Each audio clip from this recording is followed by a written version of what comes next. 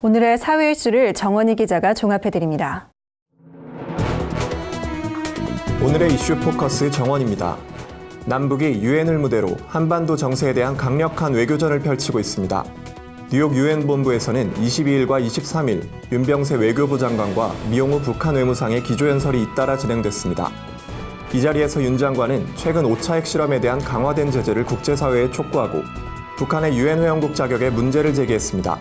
그에 맞서 리 외무상은 자국의 핵 개발이 미국 때문이라고 주장하며 반미 성향 비동맹 국가들의 동조를 호소했습니다.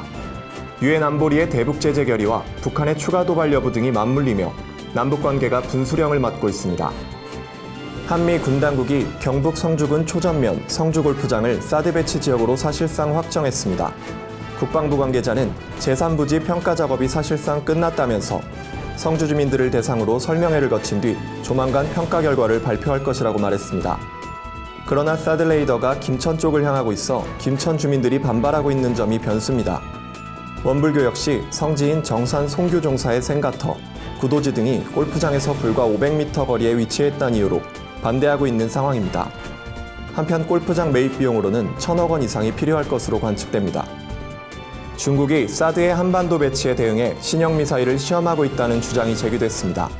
중국 항공당국이 최근 서북 지역에서 잇따라 민항기 운항을 금지한 것을 두고 전문가들은 해당 지역에서 고각도 미사일 비행 실험이 이뤄진 것으로 추정하고 있습니다.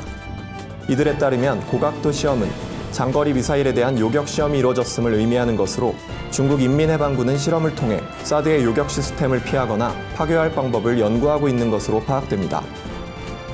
시위 도중 경찰이 쏜 물대포에 맞아 혼수 상태에 빠졌던 농민 백남기 씨가 25일 숨을 거뒀습니다. 지난해 11월 민중 총궐기에 참여했다가 쓰러진 지 317일 만입니다.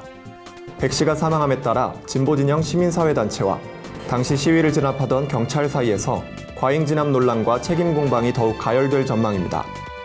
시민사회단체들은 그간 백 씨의 부상 원인이 경찰의 과잉진압 때문이라고 주장하며 장기 농성을 이어왔습니다.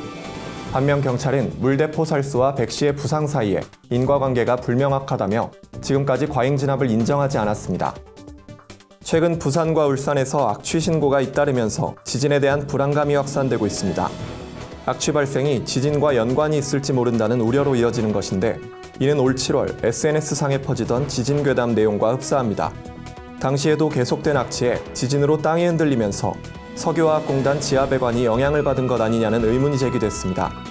당시 국민안전처는 현장 조사 등을 통해 악취가 지진과 무관하다는 결론을 내렸지만 이후 경주 내륙에서 규모 5.8의 강한 지진이 발생하면서 지역 주민들은 우려를 털어내지 못하고 있는 상황입니다. 구티비 뉴스 정원입니다.